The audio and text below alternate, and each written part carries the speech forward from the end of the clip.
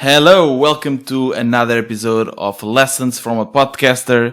We are about to start season 2 of this podcast. In the first season, we focused more on speaking with podcasters. In the season number 2, second season, we are going to focus on agencies, people that work with dozens of podcasters and that know all the bits and tricks around the podcasting industry.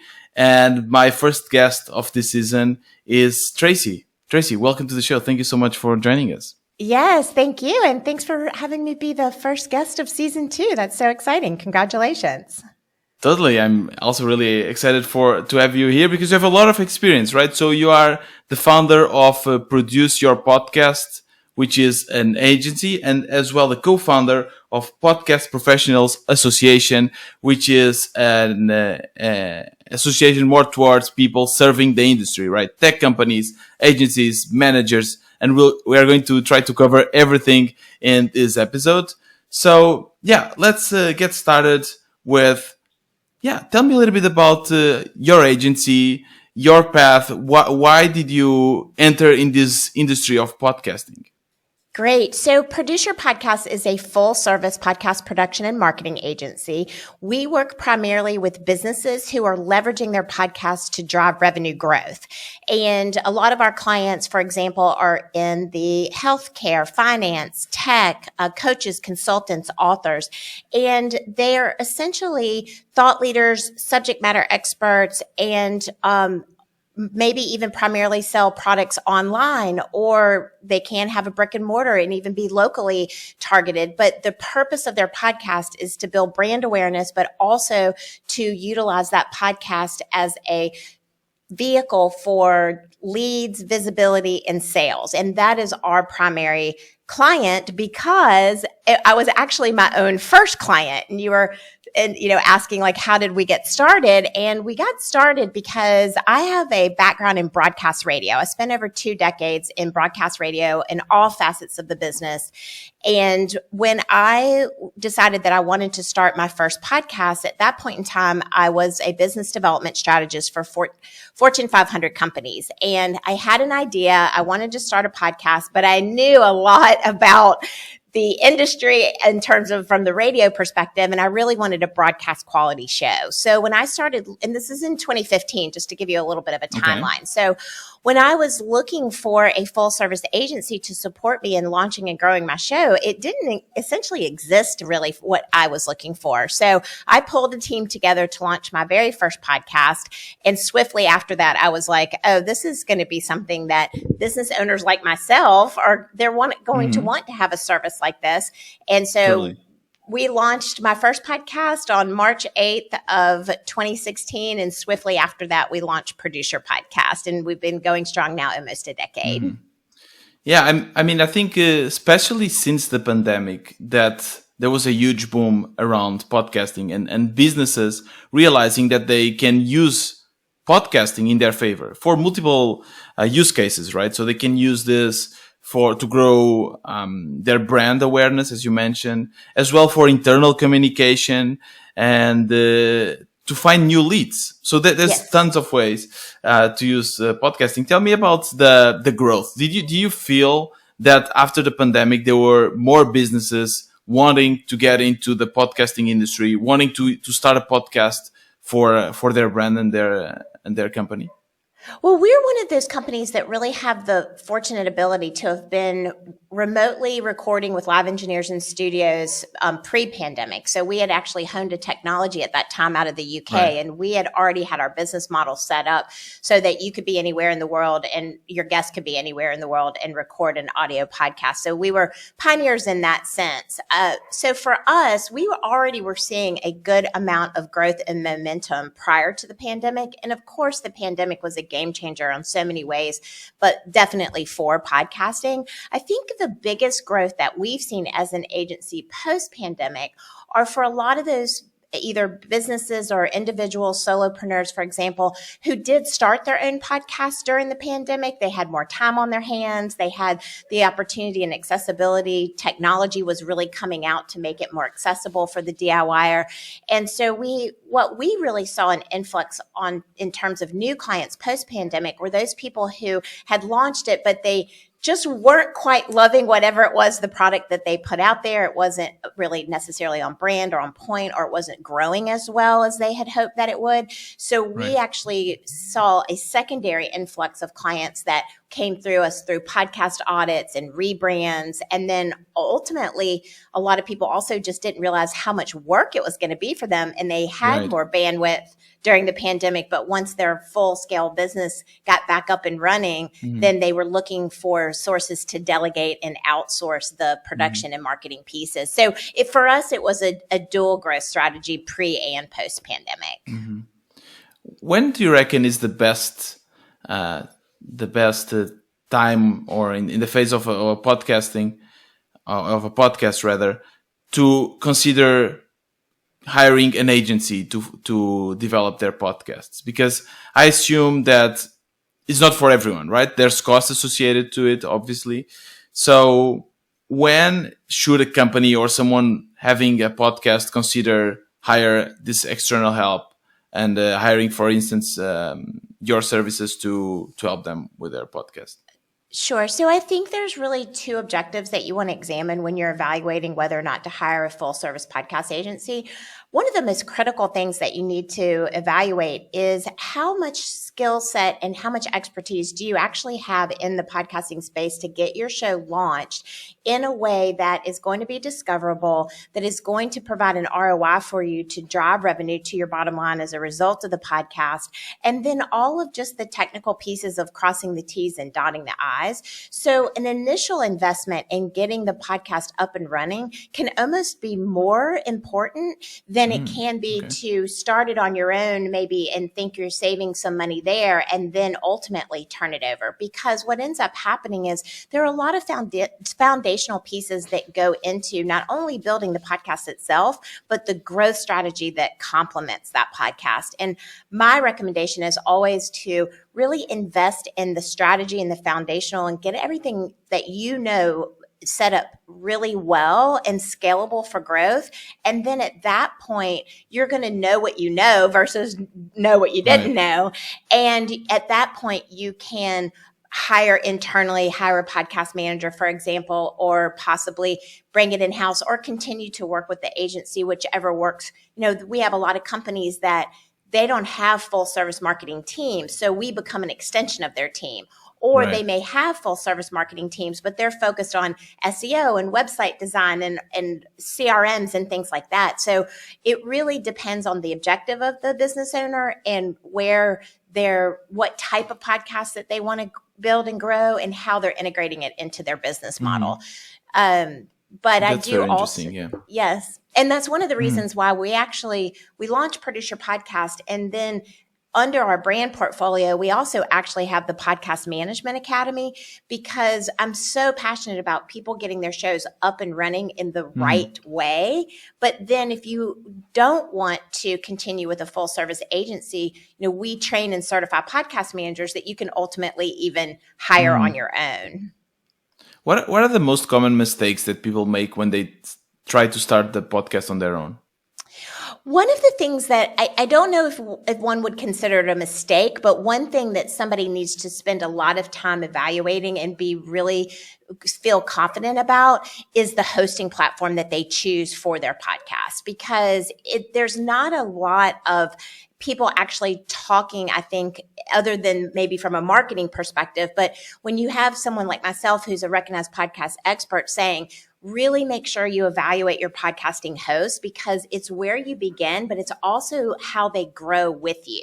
So we are constantly collaborating, connecting, researching. I show up for demos for new podcast hosting platforms all of the time, because I want to make sure that we're providing the best hosting options for our clients, but also being able to educate people on why that decision is so critical. And there are free options, but if you're using this as an extension of your brand, of your business, business, if you're using it to grow your business, you really want to make sure you're investing in a hosting platform that you can scale with. What is the difference between a free option and another one that you actually have to pay, but it's more scalable?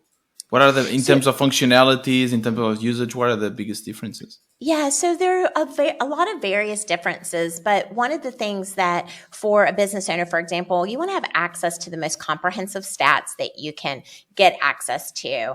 You want to also be able to utilize the platform for efficiency purposes. So you want to look at how much of the podcast management tools are built into the hosting platform to really be efficient and effective for you, especially if you're going to be managing it on your own long term. And then the third piece is, what about the monetization aspect? If you're a business, some businesses do not want to monetize their podcast. They don't want other people's ads and things inside their shows. Or in the case with us, we coach people through sponsorship and monetization for business growth focused podcasts so that the brands are aligned and the way that they're integrated in the show doesn't compromise the content integrity. But there may be scenarios where you might want to open up your inventory to outside brands. And if that's the case, then you want to be able to have a platform that gives you that flexibility. For us, one of the most important things that we look at is a really important way to monetize your podcast as a business owner is to be able to market your own products and services. And so we want to make sure that our clients are set up on a hosting platform where they can do their own dynamic ad insertions because their podcasts are oceanfront real estate. So if they want to insert products and services of their own inside their own show, that needs to be something that's cost effective for them and easy to implement. Can you expand more on that? Like what is dynamic ad insertion? So dynamic ad insertion is the opportunity for you to put an ad inside your podcast, but also it can also enable you to, for example, some people might do a baked in ad, which the ad is part of the production process. So every time that episode is downloaded or listened to, that ad is baked into the content to the production itself. Or you can put an ad marker into the episode and have that as an availability for an ad to be dynamically inserted into your show. And it can also be inserted into all of your back catalog episodes as well. That's very and then updated. Yes. And so for us, for example, we really focus on coaching through monetization by either inserting ads for your own products, services, book launches, live events, conferences. So all of that functionality is really important because you can drive revenue for your business that way. And then also if you do want to open up to outside brands, then we want you to be able to do that yourself without relying on what's called the cost per thousand model, because you can, in some cases, with a very niche audience and smaller audience numbers, you can generate 5 and 6 figures in sponsorship revenue if you have the right strategy and having the right conversations with people in your network. That is very interesting. And I've noticed that as well as a podcaster, that normally if you actually get the right sponsors, the sponsors that are actually interested in the niche you're talking to, the numbers you can get per, let's say, 1,000 downloads are much higher than if we just use the normal ads that are available for us. Is that correct? 100%, yes. And that's why that's why I feel like so strongly about aligning yourself with a podcast expert who has experience in the space with monetization, whether it is an agency like ours or a consultant or a coach, but really do your homework before you launch your show. Or if you've already launched your show, take an opportunity to step back and say, maybe I want to have an assessment done on our podcast so that I can make sure that the discoverability pieces are accurate, the monetization pieces are set up properly. And when I say monetization pieces, I'm also including, like, have you built your show out to include a special segment of content, for example, that might be able to have a sponsor inside that show? Are there opportunities for you to bring a title sponsor in and have them be a powered by sponsor? Are you able to create special series? Are you able to create special episodes that you can tie a brand or a sponsor into? And those are the pieces of the puzzle that you really need to have someone walk you through and help you assemble together so that you can get those 5 and 6 figure deals. Yeah, right. Tell me about stats. You said that we want to have as much information as possible. What are the most important stats for someone monitoring and growing a podcast? Again, I think the objective is for the business owner specifically is what is their why. So in fact, I was actually participating in a demo for a podcast hosting platform yesterday. And one of the advantages of their stats that they were breaking down the ability to have, and this platform was SoundStack. Again, we want to say, like, we purposefully do not have any affiliate relationships with any of our vendors because I just always personally want to feel really open and being able to recommend and talk about benefits and things like that without there being a pay model associated with that. So I was doing some research, did the demo. The team at SoundStack's really great. But one of the things that I thought was so interesting about their back end for stats is that they have the ability to do pretty much the normal things like the geography down to the city. But then they also have the ability to break down the listening, the LTR, the listening time throughout the episode. So you can literally see like the percentage of listenership through that entire episode, even broken down by the different cities. So you might say, okay, well, that's interesting, but why is that important? Well, that is really important if you have a business that has multiple locations. It's important if you're going to want to expand and do online and expand and do in-person events. It's important if you're launching a book and you want to designate different cities that you might want to set up your own private book tour if you're self-publishing your own book, because that kind of data can really give you insights on where your audience is downloading, where they're living, and also like where they're highly engaged. And that can really be very positive contribution to some marketing decisions that you can make as you do your launches and have products and services to sell. Mm-hmm. No, makes total sense. I'm also curious about what type of purposes people use podcasting for. So as a business, what is the majority? Do people use it for brand awareness? Do people use it to actually make money from your clients and people you know? What is the main purpose for people to start a podcast for their business? Well, in terms of our client portfolio, I would say, we have a good balance between people who are really driving home the brand awareness through the thought leadership perspective. So they're creating content so that they can engage on more stages, become TEDx speakers, leverage their podcast content to write a book, or all of those things that basically really give you more of that 360-degree visibility as an expert in the space. And then the other balance of the clients, and it's not mutually exclusive. They don't have to do one or the other, but there are also some of our clients who are very specifically using it for lead generation, both at the top of the funnel, the middle of the funnel, and even conversions at the bottom of the funnel. And that strategy is somewhat different, but similar to what you would be doing. But you're really at that point in time, you're really wanting to make sure you're honing in on the conversions and the things that are going to be helpful to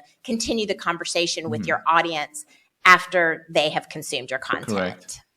I would assume that podcasts or businesses that are looking to use podcasts for lead generation conversion are businesses with higher margins, right? Is that correct? What type of businesses mostly use podcasting as a way to find new leads and convert? Yeah, so that's an interesting question because it works whether you are at a solo business in one single geography, like a brick and mortar that you absolutely, want to optimize and drive traffic with getting business from your literal backyard, on up to being an international tech company that is using the podcast to get awareness and drive leads to a conference that you might be attending. So the lead generation aspect is not really necessarily about having to have profitable margins and being a large scale business going into it. It's really more about the strategy around what is the call to action inside the show and what are you inviting your listeners to do. So you could be a divorce attorney who is only licensed to the state of Wisconsin or Minnesota and be a divorce attorney and really focus, we just niche down from attorney to only divorces, people that are going through divorces that might need the mediation or the divorce support down to a very single geography. But that works for lead generation because the content that you're creating is educating and ideally in some way connecting with the audience so that if they ever need the services or they have a family member or a best friend or that they know where to go for those services. So it's not limited to the size of the business. It's more about how you're leveraging the podcast to get that outcome. Mm-hmm. And in the case of the divorce attorney, what type of content would work best? Yeah, so this is an interesting story. So one of our clients that it's called Doing Divorce Different. And so her content, she will bring in experts from health and wellness, stress management, how to navigate divorce in the workplace, how to navigate a divorce if you're a business owner and you're a husband and wife business owner. So that content is going to be really focused on, the co-parenting and all of the things that go along with that the divorce scenario. But in this case, her a podcast, and the host is Lisa Koski, her podcast is driving conversions in terms of bringing in new clients when they have the need for the service. But she also is able to monetize a very, what most people would consider a small amount of downloads, 1,000 or under, in some cases 500 and under, but she's able to monetize that podcast because they are businesses that want to connect with that audience. So they might be supplements or nutrition or health and wellness, luxury brands if people need to buy new cars. I mean, there's just all kinds of types of businesses that you are tapping into when you're going through mortgages, refinancing. Totally. So you have to just kind of think about what is going to be a value for the audience. Mm-hmm. Yeah, and it's also a type of business that requires a certain degree of trust. And by listening to someone for many episodes, you immediately create this trust that once you need it, then they have this unfair advantage in comparison with other divorce attorneys, I guess. Oh, yes. Yes, I was just going to say, just to follow up on that's one of the reasons why finance podcasts and lawyer podcasts outside of just the divorce category, real estate planning, estate planning, financial planning, like podcasts are so strong in that category because you really do need to be able to authentically feel like like and trust that person at the time you need their services. So I think the point that you made is really strong. Mm-hmm. Let's talk a little bit about the Podcast Professionals Association, which is a project that is also very dear to you, but it's a bit different, right? More focusing on the service providers and the people working in the podcasting industry, but not as podcasters. Yes. Would you mind speaking a little bit about it? What is the goal and how is it going? Yes, so I would love to. So I co-founded the Podcast Professionals Association, which is the industry's only 501c6 nonprofit trade organization focused on podcast service providers. So that's a mouthful. So the reason why I was the co-founder for this organization is because a lot of the things you and I just talked about today, and just even going even more deeply, is like you're working in a silo. I started this business 9+ years ago, and I had to figure out everything: systems, scaling, pricing, how to pivot when the technology changed, using technology like Pod Squeeze and other alternatives that have, been really popping up in the market. Like, it's a full-time job just to stay on top of the industry trends, to build and scale an agency, and then when we got in, and as Producer Podcast, when we really started with the Podcast Management Academy, I wanted a certified program because at the end of the day, the entire ecosystem of podcasting is contingent upon the people that support the podcasters. So the mission and values of the organization, and why it's so dear to my heart, is that if we can curate, network, collaborate, and lift our industry up from the service provider's perspective. So the better freelancers, better editors, better podcast managers, better podcast consultants, better podcast coaches, better agency owners. If everybody is better as a result of connecting and collaborating together, then we're going to put out better shows. Our podcasters are going to have a better quality podcast. They're going to be able to monetize that podcast. And then that feeds that ecosystem, and really, that whole scenario of the tide, all boats rise with the tide. I always get those phrases wrong, but it's really a passionate commitment to really being able to set these industry standards and really support these podcast service professionals and help them grow their businesses and not have to reinvent the wheel every time like I had to. And how does it work then? Do they join? Is there a community? Are there events? How do you support them? Yes. So it's the podcastprofessionalsassociation.com, and there is a membership criteria. It's all laid out on the website. When you go to the website, you can join, which you fill out an application. The annual membership dues are $250, so super reasonably priced to be in the organization. And then once you're a member, we have a lot of benefits that are happening. Our media partner is Pod News. And so we have an opportunity for our members to have featured content in Pod News. We have 2 networking events a month. One is called Inspire and Inquire, where we have a topic-focused speaker and do a bunch of Q&A. And then the Wisdom Forum is the second virtual. These are both virtual events every month where you can have essentially those water cooler conversations openly. One of the founding circle members, David Hoffman, said, I want to go to a place where I can talk about my clients, not to my clients, and not in a negative way, but just about being able to brainstorm and how do I solve this issue, and how do you offboard your clients, or what do you do if your client has this friction in their production process? So it's a really great platform to connect with other podcast service professionals. Yeah, as a podcast service professional myself, I totally see the goal and how useful this can be, because it's as you said, not we love our clients, but sometimes we also need to speak with our peers and grow the industry together. As a last question for you, and it's been lovely. I think it was an episode filled of great tips and information around podcasting and podcasting agencies.